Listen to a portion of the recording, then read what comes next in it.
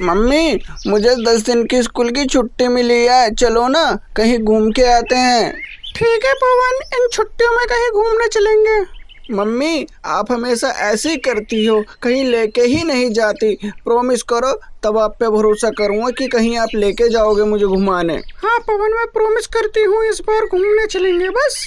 नोनी चिड़िया ने प्रॉमिस कर तो दिया था, लेकिन वो लेके कहाँ जाती, ना कोई रिश्तेदार ना कोई। तभी वहाँ से कौवा जाते हुए गुजरता है। तभी नोनी चिड़िया कौवे से कहती है, मेरा कौवा, कहाँ की तैयारी हो रही है? नोनी चिड़िया, महाकुंभ की तैयारी हो रही है इस बार। महाकुंभ? हाँ नोनी चिड़िया, ये वाला कुंभ नहीं, महाकुंभ है, जो कि 144 साल बाद आया है। और यहाँ नहाने से सारे पाप धुल जाते हैं। कुछ लोगों की तो किस्मत भी बदल गई है। क्या पता हमारे भी पाप धुल जाए और हमारी भी किस्मत तो बदल जाए। अभी नोनी चिड़िया सोचती है, हम इनके साथ महाकुंभ क्यों ही ना चले, हमारे पाप भी धुल जाएंगे, क्या पता हमारी किस्मत भी बदल जाए और पवन का घूमने का घूमना हो जाएगा, वो छुट्टी भी बिता लेगा। कौवा हीरा, क्या हम भी तुम्हारे साथ चले महाकुंभ? क्यों नहीं नोनी चिड़िया, चलो। तभी नोनी चिड़िया पवन के पास जाती है और कहती है, पवन चलो, बैग पैक कर लो, हमें महाकुंभ चलना है। महाकुंभ? हाँ महाकुंभ। लेकिन महाकुंभ क्या है? पवन, ये वाला महाकुंभ 144 साल बाद आया है। यहाँ जाने से हमारी उम्र लंबी होगी और क्या पता तुम्हारी किस्मत भी चमक जाए जब सबकी चमक रही है तो। माँ, किस्मत का तो पता नहीं, लेकिन मैं जरूर चमक जाऊंगा वहाँ पर। चुप करो, जल्दी कपड़े पैक करो, सुबह निकलना है हमें यहाँ से। हीरा, कौवा, नोनी चिड़िया और पवन रात को आराम करने के बाद सुबह महाकुंभ के लिए निकल जाते हैं। वहाँ पहुँचते ही, कौवा हीरा, इतने सारे लोग? हाँ नोनी चिड़िया, यहाँ काफ़ी दूर दूर से लोग आए हैं। चलो ऐसा करो, नहाने की तैयारी करो, फिर निकलेंगे यहाँ से, कहीं खो ना जाए हम। ठीक है कौवा हीरा। नोनी चिड़िया और कौवा हीरा नहा के आ जाते हैं, लेकिन पवन नहीं होता उनके साथ। वो पवन को काफ़ी देर तक ढूंढने की कोशिश करते हैं, लेकिन पवन का कुछ अता पता नहीं होता। सुबह से शाम हो जाती है, लेकिन वो नहीं मिलता। उसके बाद, नोनी चिड़िया, पवन मिल जाएगा, तुम चिंता ना करो। नोनी चिड़िया रोते रोते वहीं बेहोश हो जाती है। उसके बाद, मम्मी, क्या हुआ आपको? मैं तो यही हूँ, ये देखो मेरे साथ कौन आया है। अरे दीदी और माँ, तुम्हारे साथ पवन, तुम्हें ये कहाँ मिले? माँ, जब हम नहा रहे थे तब आप मुझे दिखे नहीं, मैं अकेला बैठकर रो रहा था। तभी ये लोग आए, मैंने आपके बारे में बताया तो हम सब आपको ढूंढते ढूंढते यहाँ पहुँचे। नोनी चिड़िया और पवन को अपना खोया हुआ परिवार मिल गया था। उसके बाद वो सब महाकुंभ में दर्शन करके वहाँ से अपने अपने घर चले गए। कहते हैं अगर किसी के साथ अच्छा करोगे तो अच्छा ही होगा। ऐसी ही कहानी पवन की। अरे माँ, जल्दी चलो, आज मिंटू का जन्मदिन है। अगर हम लेट हो गए तो सब केक और खाना खत्म हो जाएगा। बेटा चल रहे हैं, थोड़ा सब्र रखो। माँ, इसे जितना भी दे दो, इसका पेट नहीं भरता। खाना खाना और बस खाना। छोटी हेरी, खीर बोलना भूल गई तुम। हाँ, वो तो तुम्हारी मनपसंद है, उसे पहले रखो। तुम्हें कहना चाहिए था खीर और खाना, बस खाना। तुम्हारी लड़ाई खत्म हो गई हो तो चले। हाँ माँ, जल्दी चलो। नोनी चिड़िया अपने बच्चों के साथ मिंटू के जन्मदिन में जाती है, लेकिन वो क्या देखती है, इतना शानदार जन्मदिन की उन्होंने कभी नहीं देखा। ना गए, फिर आगे। अरे नोनी चिड़िया, तुम भी आई हो? हाँ, वो बच्चे कहने लगे माँ तुम भी चलो, इसीलिए आना पड़ा। कोई बात नहीं, आ जाओ। तभी हीरा कौवा अपनी चमेलन से कुछ कहता है। अरे थोड़ा देख तो लिया करो, किससे क्या कहना चाहिए, अगर नोनी चिड़िया को बुरा लगा तो। तुम्हें ज्यादा पता है उसे कब बुरा लगेगा कब नहीं। और मैं बोलूं भी क्यों ना, बच्चों की पार्टी है, छोटी हीरी और पवन भी इनमें से एक आते तो कोई बात नहीं थी। लेकिन अब तो चुप हो जाओ। मैं तो चुप हूँ, मैं थोड़ी ना कुछ कह रही हूँ। तभी नोनी चिड़िया मन ही मन क्या कहती है, लगता है मैंने यहाँ आके कुछ गलत कर दिया। इसी वजह से वो पार्टी में कुछ नहीं कहती है। फिर आगे, चमेलन आंटी, थोड़ा और केक मिलेगा? क्यों, घर से भूखे आए हो क्या केक से पेट भरने? चमेलन, इनकी नूनी चिड़िया सुन लेगी आराम से। सुन लेने दो। पवन, छोटी हीरी, अब चलो यहाँ से और ये लो तुम्हारा केक। बस फिर क्या, नोनी चिड़िया अपने बच्चों को लेकर चली जाती है। फिर आगे, माँ क्या हुआ, वहाँ से हम क्यों आ गए? बेटा, जब इंसान के पास कुछ ना हो तो वो ऐसा ही करता है। मतलब कि ये है, हमने वहाँ कुछ भी नहीं खाया क्योंकि मैं तुम्हारे लिए बढ़िया खाना बनाऊंगी, समझे? अरे वाह। लेकिन वजह कुछ और थी। नोनी चिड़िया के मन में कुछ और चल रहा था। हे ऊपर वाले, मैं कितनी खुददार माँ हूँ, अपने बच्चों का जन्मदिन अच्छे से नहीं मना सकती। काश कि ऐसा हो जाए, इस पेड़ पर फल अच्छे से उगने लगे और एक दिन ऐसा हो कि मैं अच्छे से अपने बच्चों का जन्मदिन मनाऊं। फिर क्या, कभी कभार मन इतना टूट जाता है किसी माँ को, उन्हें जब पता लगता है कि वो अपने बच्चों के लिए कुछ नहीं कर पा रही। अब यही बात उसने उस पेड़ के सामने कही थी जिसके अभी तक फल नहीं उगे, और उस पेड़ ने नोनी चिड़िया का दुख सुना और वो भी रोने लगा।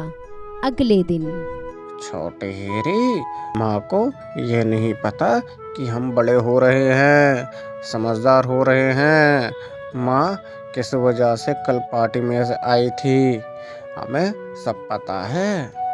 अगले दिन सुबह नोनी चिड़िया जैसे ही उस पेड़ के पास जाती है, वो हैरान रह जाती है। अरे ये क्या, इस सूखे पेड़ पर इतने सारे मीठे मीठे फल। माँ, ये वही पेड़ है ना जिसके सामने आपने बात की थी। लगता है पेड़ ने आपकी बात सुन ली। सच में भगवान ने हमारी सुन ली। नोनी चिड़िया वो फल तोड़कर बाजार में बेचती है। धीरे धीरे उसके फल जंगल में मशहूर हो जाते हैं। अरे ऐसे मीठे फल तो हमने कभी नहीं खाए। हो रोज यही से फल लेंगे। कुछ ही दिनों में नोनी चिड़िया अमीर हो जाती है। माँ, अब तो हम भी बड़ा जन्मदिन मना सकते हैं ना? हाँ बेटा, इस बार तुम्हारा जन्मदिन सबसे शानदार होगा। पवन का जन्मदिन आता है। पूरा जंगल सजाया जाता है, रंग बिरंगी लाइट, ढेर सारा खाना, केक, खीर। वाह माँ, इतना बड़ा इंतजाम। आज तो मजा आ जाएगा। सभी जानवर पार्टी में आते हैं। अरे ये तो मिंटू की पार्टी से भी बड़ी है। हाँ, बहुत शानदार। चम्मेलन के मन में जलन होने लगती है। कल तक तो इनके पास कुछ भी नहीं था और आज इतना सब कुछ। नहीं, मुझे अच्छा नहीं लग रहा। पार्टी बहुत खुशी से खत्म होती है।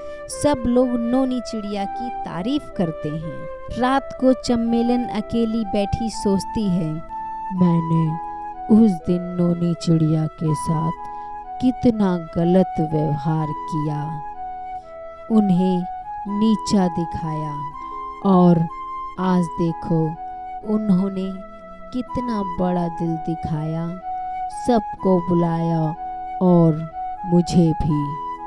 चम्मेलन को अपनी गलती का एहसास होता है। मुझे उससे माफ़ी मांगनी चाहिए। अगले दिन चम्मेलन नोनी चिड़िया के घर जाती है। नोनी चिड़िया, मुझे तुमसे कुछ कहना है। हाँ, बोलो चम्मेलन। उस दिन मैंने तुम्हारे साथ बहुत बुरा व्यवहार किया, मुझे माफ कर दो। नोनी चिड़िया मुस्कुराती है। कोई बात नहीं चम्मेलन, गलती हर किसी से होती है। चम्मेलन खुश हो जाती है। आंटी, अब तो सब ठीक है ना? हाँ, अब हम सब मिलकर रहेंगे। अब आप हमारे साथ खेलोगे ना? सभी फिर से दोस्त बन जाते हैं और खुशी खुशी रहने लगते हैं। सीख: अच्छाई का फल हमेशा मीठा होता है और गलती मान लेने से रिश्ते और मजबूत हो जाते हैं। धन्यवाद। कहते हैं किस्मत उसकी चमकती है जो अपने ऊपर भरोसा करता है और मेहनत करता है। लेकिन नोनी चिड़िया की किस्मत भी खराब थी और मेहनत भी वो तभी करती जब उसके पास करने के लिए कोई काम हो। माँ, मुझे बहुत तेज भूख लग रही है। बेटी, कुछ करती हूँ, तुम्हारे लिए खाना लेके आती हूँ कहीं से। नोनी चिड़िया खाना मांगने तोते के पास जाती है। तोता क्या जवाब देता है? तोता भाई, मेरे बच्चों ने 2 दिन से कुछ नहीं खाया, क्या तुम थोड़ा खाना दोगे? नोनी, मैं तुम्हें खाना दे तो देता, लेकिन मेरे घर में कुछ नहीं। काम करने जाऊंगा तभी तो कुछ पाऊंगा, लेकिन मेरी कुछ दिनों से तबीयत खराब चल रही है, तो मेरे पास अभी कुछ नहीं। उसके बाद नोनी चिड़िया कबूतर के पास जाती है। आज तो खूब सारा खाना इकट्ठा कर लिया, अब कुछ दिन तक काम करने नहीं जाऊंगा और आराम से घर में बैठकर खाऊंगा और आराम करूंगा। अरे, कौन आ गया? अरे नोनी चिड़िया। कबूतर भाई, कुछ खाना मिलेगा? नोनी कुछ दे तो देता, लेकिन मेरे पास कुछ नहीं खाने के लिए, देने को भी कुछ नहीं, मुझे माफ कर दो। नोनी चिड़िया उसके बाद जाती है चम्मेलन के पास।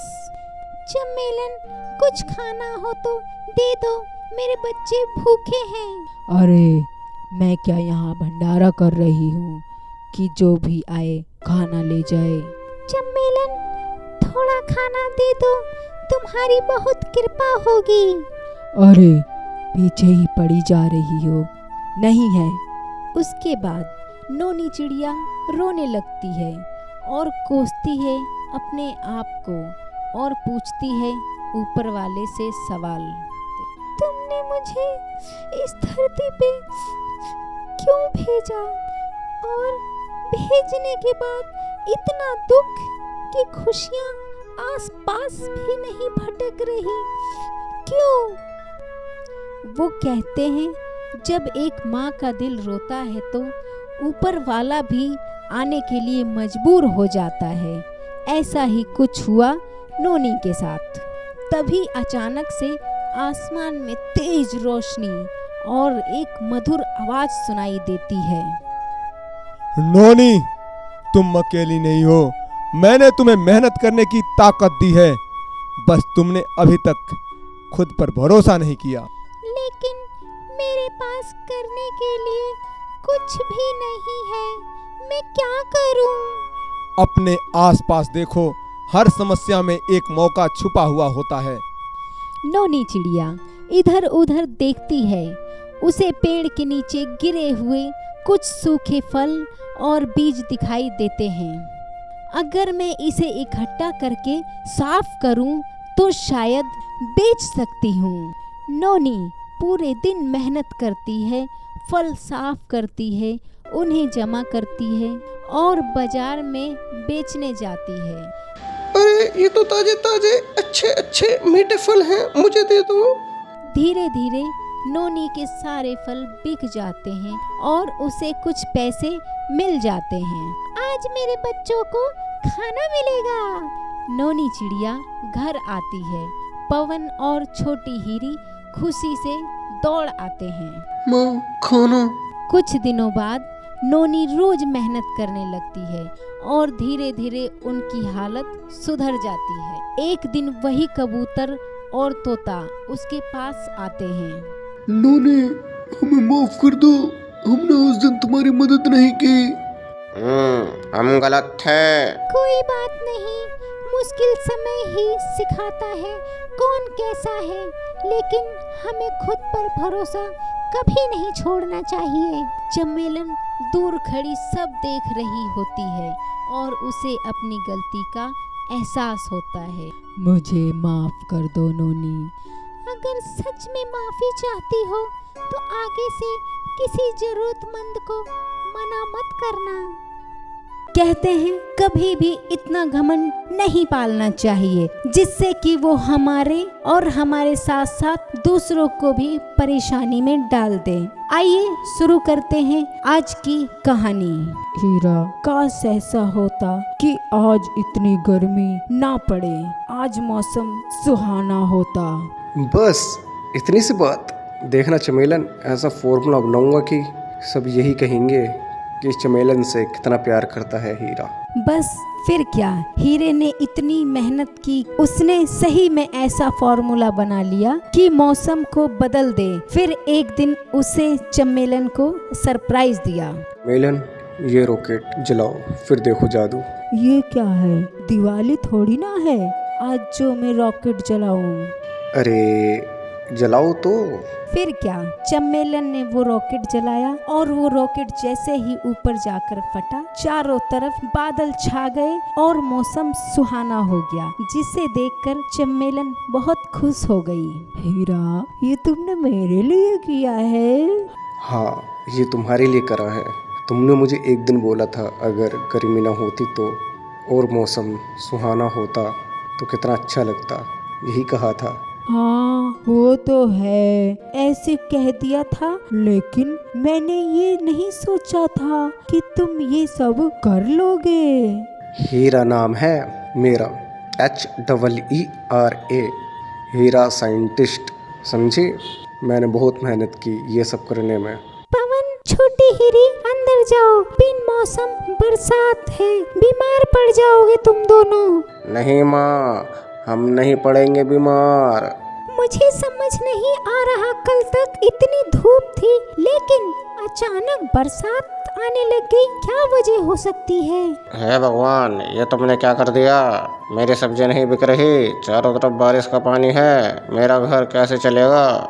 हाँ तो ये सब पता नहीं कब रुकेगा। हीरा ने चमेलन का मन तो खुश कर दिया, लेकिन उसे क्या पता था कि इसका असर पूरे जंगल में दिखा है। उसके बाद, सुनो, मैं बाहर जा रही हूँ, कुछ खाने के लिए लेके आती हूँ। लेकिन माँ, बाहर तो बारिश हो रही है।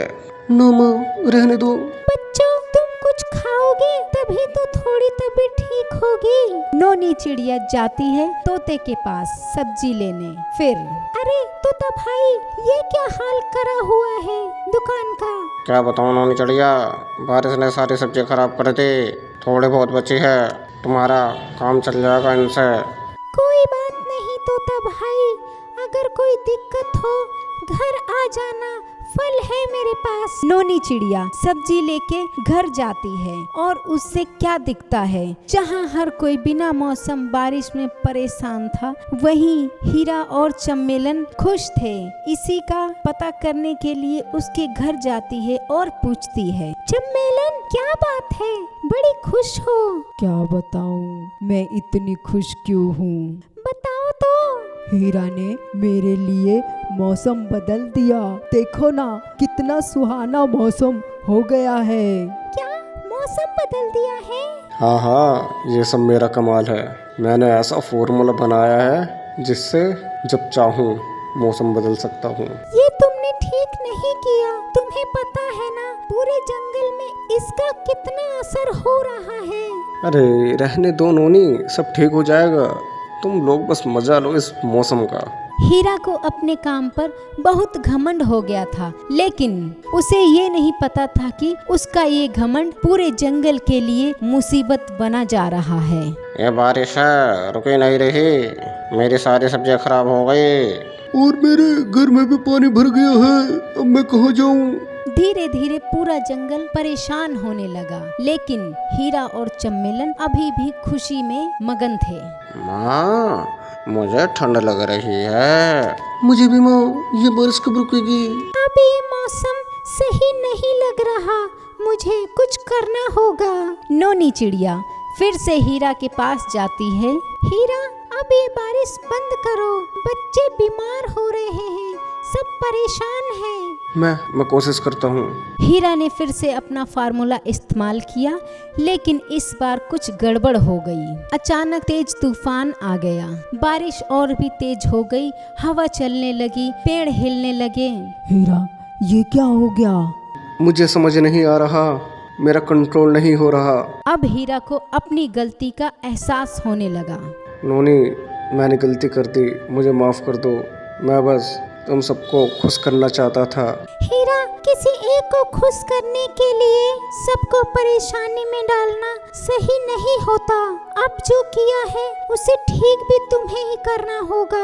हीरा ने अपनी पूरी ताकत और मेहनत लगाई, इस बार बिना घमंड के, सिर्फ सबकी भलाई के लिए। कुछ देर बाद धीरे धीरे तूफान शांत हुआ, बारिश रुक गई और मौसम भी सामान्य हो गया। माँ, देखो, धूप निकल गई। अब अच्छा लग रहा है। मेरी दुकान भी चल जाएगी और मेरा घर भी सुरक्षित रहेगा। अब पूरा जंगल खुश था। मुझे माफ कर दो सब लोग, मेरे घमंड की वजह से तुम सबको परेशानी हुई।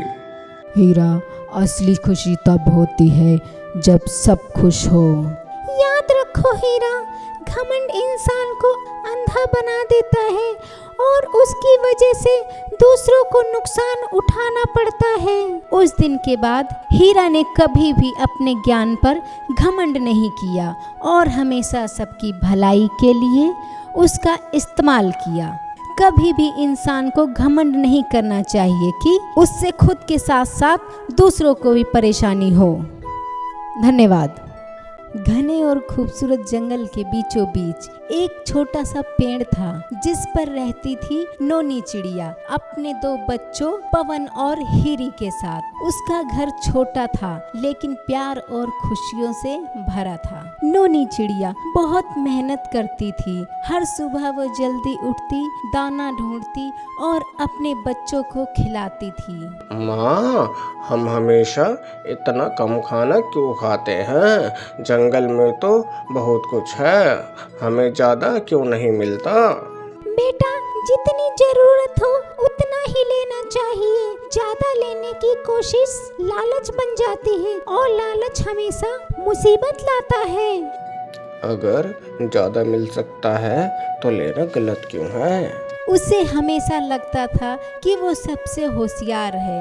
एक दिन हीरा कौवा पवन से कहा, तुम लोग कितनी मेहनत करते हो, फिर भी इतना कम खाते हो। मैं तुम्हें एक ऐसी जगह दिखाता हूँ जहाँ ढेर सारा खाना है, बस जितना चाहो उतना खाओ। सच में? कहाँ? जंगल के उस पार एक बड़ा खेत है, वहाँ इंसानों ने बहुत सारा अनाज रखा है।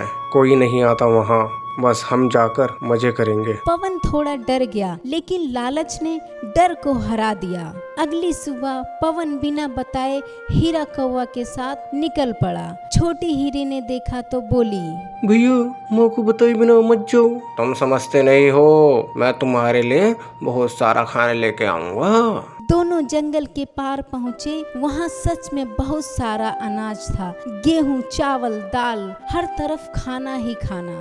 वाह, इतना सारा खाना! अब हमें कभी मेहनत नहीं करनी पड़ेगी। देखा, मैं कहता था ना, अब जितना चाहो उतना खाओ। दोनों खाने लगे और खाते ही गए, खाते ही गए। कुछ देर बाद पवन का पेट भर गया, लेकिन उसने सोचा थोड़ा और खा लेता हूँ, पता नहीं फिर कब मौका मिले। वह और खाने लग गया। उसका पेट भारी हो गया, उड़ना भी मुश्किल लगने लगा। चलो अब चलते हैं। कौन है वहाँ? लेकिन तभी एक इंसान की आवाज आई। दोनों घबरा गए। हीरा कौवा जल्दी से उड़ गया, लेकिन पवन नहीं उड़ पाया। उसका पेट इतना भर गया था कि वह ठीक से उड़ ही नहीं सका। पवन जमीन पर गिर पड़ा। इंसान उसकी तरफ बढ़ने लगा। पवन डर के मारे रोने लगा। माँ बचाओ, माँ। उधर घर पर नोनी चिड़िया बेचैन हो रही थी। माँ फिर सुबह से गए हैं, अभी तक नहीं आए। मुझे पता था कुछ गलत हुआ है। नोनी चिड़िया पवन को ढूंढने निकल पड़ी। बहुत देर खोजने के बाद उसे खेत के पास पवन दिखा। पवन रो रहा था और इंसान उसके पास आ रहा था। नोनी ने बिना सोचे समझे जोर से उड़ान भरी और इंसान का ध्यान अपनी ओर खींच लिया। वह उसके सामने फड़फड़ाने लगी ताकि इंसान का ध्यान पवन से हट जाए। इंसान ने पवन को छोड़कर नोनी को पकड़ने की कोशिश की। इस बीच पवन ने अपनी पूरी ताकत लगाई और किसी तरह उड़ गया। पवन पेड़ पर जाकर बैठ गया और जोर जोर से रोने लगा। माँ, माँ। थोड़ी देर बाद नोनी चिड़िया सुरक्षित वापस आई। माँ मुझे माफ कर दो, मैंने आपकी बात नहीं मानी। मेरे लालच की वजह से आप खतरे में पड़ गई। बेटा, मुझे तुमसे गुस्सा नहीं है, बस दुख है कि तुमने मेरी बात नहीं मानी। भैया हमें डर लग रहा था। उधर हीरा कौवा दूर बैठा सब देख रहा था। वह सोच रहा था, मैं तो बच गया, पवन कितना मूर्ख है, लालच में फंस गया। लेकिन उसके मन में थोड़ा सा डर भी था। फिर उसने सोचा, नहीं, मैं सबसे चालाक हूँ, मुझे कोई पकड़ नहीं सकता। अगले दिन हीरा कौवा फिर उसी खेत में गया। वह बोला, आज तो मैं और ज्यादा खाऊंगा, कोई मुझे पकड़ नहीं सकता। वह खाने लगा और इस बार उसने पवन से भी ज्यादा लालच किया। अचानक जाल गिर गया। हीरा कौवा उसमें फंस गया और चिल्लाने लगा, बचाओ, बचाओ। अब उसे समझ आया, मैंने अपने अहंकार और लालच में आकर बहुत बड़ी गलती कर दी। पवन और नोनी ने उसकी आवाज सुनी। माँ, ये तो हीरा कौवा है। माँ, इसने ही मुझे फंसाया था, हमें इसे बचाना नहीं चाहिए। बेटा, बुरा करने वालों को भी मौका देना चाहिए, अगर वह अपनी गलती समझ जाए। तीनों मिलकर गए और किसी तरह जाल को काटकर हीरा कौवा को छुड़ा लिया। मुझे माफ कर दो, मेरे अहंकार और लालच ने मुझे अंधा कर दिया। मैं भी गलत था, मैंने भी लालच किया। उस दिन के बाद सब बदल गया। हीरा कौवा अब घमंडी नहीं रहा, वह सबकी मदद करने लगा। पवन ने भी समझ लिया कि ज्यादा पाने की चाह हमेशा सही नहीं होती। नोनी चिड़िया खुश थी कि उसके बच्चों ने सही समय पर सीख ली। अब हमारा घर छोटा जरूर है, लेकिन हम खुश हैं। गलती से सीख लेना ही असली समझदारी है। धन्यवाद। कहते हैं कभी कभार हमसे कुछ ऐसा हो जाता है जो हमने सोचा ना था। ऐसा ही हुआ नोनी चिड़िया के साथ। आइए देखते हैं। माँ, मुझे प्यास लग रही है, मुझे पानी पीना है। बेटा, देखती हूँ कहीं से पानी मिलता है तो लेके आती हूँ। नोनी चिड़िया अपने बच्चों के लिए पानी का जुगाड़ करने जाती है, लेकिन गर्मी इतनी थी, पानी ढूंढते ढूंढते उसे चक्कर आ गए और वो वहाँ गिर जाती है। उसी वक्त चमेलन वहाँ से जा रही होती है, हाथ में गन्ने का जूस लेके। हाय हाय, आज कितनी गर्मी। अरे ये कौन है जो गिरा हुआ है? बहन उठो, लगता है गर्मी की वजह से इसे चक्कर आ गए। मैं इसे जूस पिला देती हूँ। मेरे बच्चे कहाँ हैं? पवन, छोटी हीरी। बहन, कहाँ है तुम्हारे बच्चे? मेरे बच्चे पेड़ के पीछे छांव में बैठे हैं, उन्हें बहुत तेज प्यास लगी है। नोनी चिड़िया चमेलन को लेके अपने बच्चों के पास चली जाती है। पवन, छोटी हीरी, ठीक हो? लो बच्चों, देखो मैं तुम्हारे लिए क्या लाई बेटा। ये क्या है आंटी? अगर मैंने बता दिया ये क्या है, फिर मजा कहाँ आएगा पिन्हे। पवन और छोटी हीरी दोनों जूस पीते हैं और कहते हैं, वाह आंटी, ये तो बहुत स्वादिष्ट है। सच में आंटी, ऐसा मीठा पानी हमने कभी नहीं पिया। बेटा ये गन्ने का जूस है, गर्मी में ये शरीर को ठंडक देता है। बच्चों की प्यास बुझ गई और नोनी चिड़िया को भी थोड़ी ताकत वापस आ गई। आज अगर तुम नहीं मिलती तो पता नहीं मेरे बच्चों का क्या होता। मैं तुम्हारा ये एहसान कभी नहीं भूलूंगी। अरे बहन, इसमें एहसान कैसा, इंसानियत तो यही सिखाती है कि मुसीबत में एक दूसरे का साथ देना चाहिए। तभी अचानक तेज धूप और बढ़ जाती है और पास के तालाब का आखिरी पानी भी सूख जाता है। माँ, अब हम क्या करेंगे? पानी तो कहीं दिख ही नहीं रहा। हाँ बेटा, अब तो हमें कोई उपाय सोचना होगा। उसके बाद नोनी चिड़िया पानी की तलाश कर रही होती है कि उसे एक जगह कबूतर तड़पता हुआ दिखता है। कबूतर भाई, क्या हुआ? अरे मैं क्या करूं, इन्हें तो प्यास के मारे चक्कर आ गए। वहीं पास में नोनी चिड़िया को गन्ने का खेत दिखा। फिर उसका दिमाग टनका कि उसे भी चमेलन ने गन्ने का जूस पिलाया था और वो ठीक हो गई थी। नोनी चिड़िया ने भी ऐसा करा, उसे गन्ने का जूस पिलाया और वो होश में आ गया। बहन, आज तुम न होती तो मैं मर ही जाता। ऐसे कोई बात नहीं, गर्मी इतनी पड़ रही है कि कोई भी ऐसी गर्मी में बेहोश हो जाएगा। इतनी बात करके नोनी चिड़िया घर चली गई और वही बात दिमाग में चल रही थी कि इतनी गर्मी में कोई भी होता तो बेहोश हो जाता। फिर उसके दिमाग में एक प्लान आया और वो भागी भागी चमेलन के पास गई और बोली, चमेलन, मुझे तुम्हारी मदद चाहिए थी। हाँ बोलो, क्या मदद चाहिए? मुझे ये जानना है कि गन्ने कहाँ से खरीदे और कहाँ सही दाम पर मिल सकते हैं। अरे नोनी, बस इतनी सी बात, वो तो मेरे पति हीरा ही बेचते हैं, मैं दिलवा दूंगी सही दाम पर। नोनी चिड़िया के पास पैसे ना होने के कारण वो अपना घर गिरवी रखकर गन्ने खरीद लेती है और बिना पैसे के लालच के वो दूसरों को गन्ने का रस पीने देती है, जिससे कि सब स्वस्थ रहे, कोई बेहोश ना हो और कोई गर्मी के कारण मरे ना। अरे नोनी बहन, तुमने शुरू कर दिया बेचना। नहीं चमेलन आंटी, माँ बेच नहीं रही, माँ के साथ हम निष्काम सेवा कर रहे हैं। अरे वाह नोनी, क्या बात है, पुण्य कमा रही हो। हाँ आंटी, हमारी माँ ने घर गिरवी रखकर गन्ने का जूस चालू करा है, जिससे कि कोई भी बेहोश ना हो, सब सही सलामत अपने घर जा सके। नोनी, अगर तुम पैसे ना दे पाए तो कहाँ रहोगे? जब हम नीचे वालों को देखेंगे, ऊपर वाला हमें जरूर देखेगा।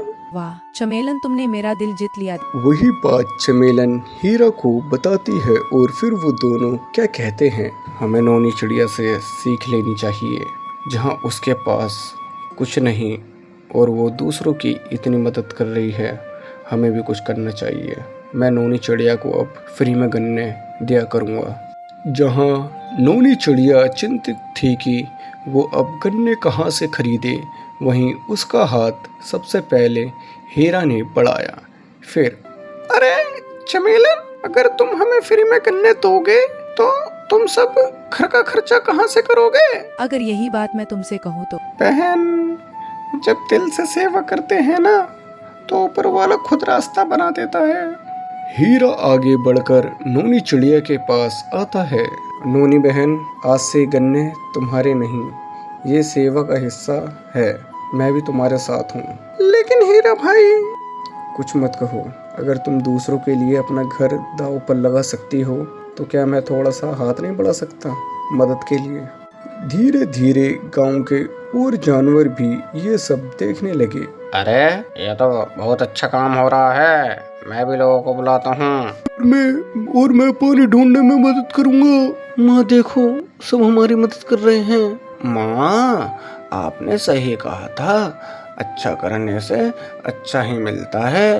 कुछ ही दिनों में वहाँ एक छोटा सा सेवा केंद्र बन जाता है, जहाँ हर कोई बिना पैसे के गन्ने का जूस पी सकता है।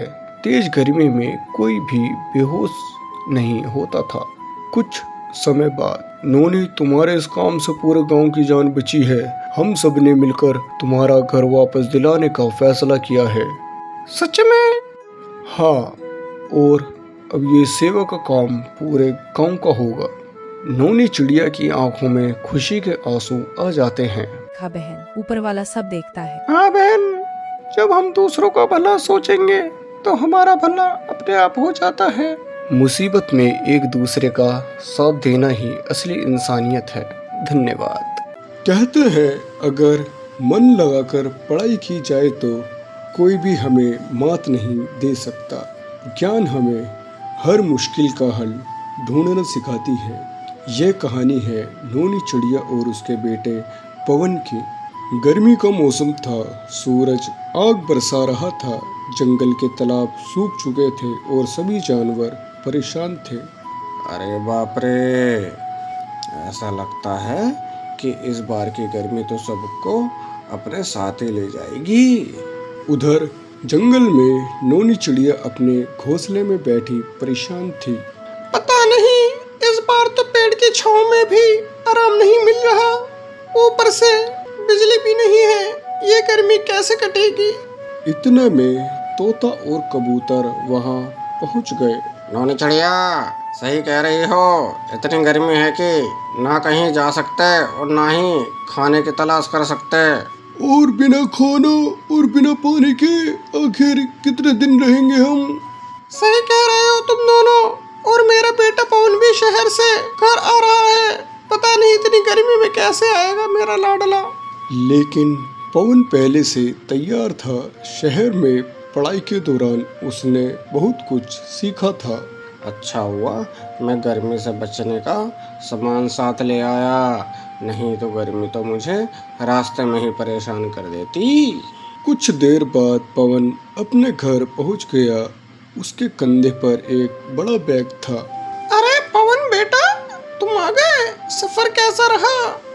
माँ, सफर तो कठिन था, लेकिन मैंने पूरी तैयारी कर रखी थी। कैसे तैयारी? मैं अपने साथ सोलर पंखा, पानी की बोतलें और कुछ जरूरी सामान लाया हूँ। वो ये तो बड़े काम की चीज है। बेटा, तुम्हारी पढ़ाई सच में काम आ रही है। माँ, मेरे गुरुजी कहते थे कि पढ़ाई सिर्फ परीक्षा पास करने के लिए नहीं होती, बल्कि जिंदगी की समस्याओं को हल करने के लिए होती है। पवन ने अपना छोटा सोलर पंखा निकाला और धूप में रख दिया। कुछ ही देर में पंखा चलने लगा। अरे वाह, बिना बिजली के पंखा चल रहा है। मैंने तो ऐसी पहली बार देखा है। इसे सोलर ऊर्जा कहते हैं। सूरज की रोशनी से बिजली बनती है। क्या हमारी पानी की समस्या का भी कोई हल है? क्यों नहीं माँ, कल मैं सबको दिखाता हूँ। अगले दिन पवन सभी दोस्तों को लेकर सूख चुके तालाब के पास गया। अगर हम बारिश का पानी जमा करें और उसे बचा कर रखें तो हमें कभी पानी की कमी नहीं होगी। ये तो बहुत अच्छा विचार है। चलो अभी से काम शुरू करते हैं। सभी ने मिलकर बड़े बड़े गड्ढे बनाए, मिट्टी के बर्तन रखे और बारिश का पानी जमा करने की तैयारी कर ली। दिन बीतते गए लेकिन बारिश नहीं हुई। फिर एक दिन, पवन, ये आखिरी बाल्टी पानी भी खत्म हो गया, अब क्या करेंगे? मेरे गले से तो आवाज भी नहीं निकल रही। अगर पानी नहीं मिला तो हम सब मुश्किल में पड़ जाएंगे। पवन कुछ देर सोचता रहा, तभी उसे अपनी पढ़ाई में सीखी हुई एक बात याद आई। मुझे एक उपाय सूझ रहा है। जल्दी बताओ बेटा। पवन सभी को जंगल के पुराने कुएं के पास ले गया। अरे, ये कुआं तो सालों से सूखा पड़ा है। ऊपर से सूखा दिख रहा है, लेकिन नीचे पानी हो सकता है। पवन ने अपने बैग से रस्सी और बाल्टी निकाली और कुएं में डाली। देखो, बाल्टी में पानी है। पानी पानी मिल गया पानी। मेरे बेटे ने सबको बचा लिया। अभी नहीं माँ, हमें इस पानी को समझदारी से इस्तेमाल करना होगा। पवन ने पेड़ों की छांव में मिट्टी के घड़े रखवाए ताकि पानी ठंडा रहे और जल्दी न सूखे। सभी जानवर जरूरत भर ही पानी इस्तेमाल करने लगे। कुछ दिनों बाद आसमान में काले बादल छा गए। देखो बादल आ गए। अब बारिश जरूर होगी। और फिर जोरदार बारिश शुरू हो गई। सभी खुशी से झूम उठे। बारिश का पानी उन गड्ढों और बर्तन में भरने लगा जो पवन ने पहले से तैयार करवाए थे। पवन बेटा, तुम्हारी समझदारी ने पूरे जंगल को बचा लिया। आज हमें समझ आया कि पढ़ाई कितनी ज़रूरी होती है। ज्ञान सबसे बड़ी ताकत है। मुश्किलें सबके जीवन में आती है, लेकिन पढ़ाई हमें उनका हल ढूंढना सिखाती है। उस दिन से जंगल के सभी जानवरों ने अपने बच्चों को पढ़ाना शुरू कर दिया और पवन की समझदारी की कहानी पूरे जंगल में मशहूर हो गई। सीख: पढ़ाई हमें सिर्फ किताबों का ज्ञान नहीं देती, बल्कि जीवन की हर समस्या का समाधान ढूंढने की ताकत भी देती है। धन्यवाद।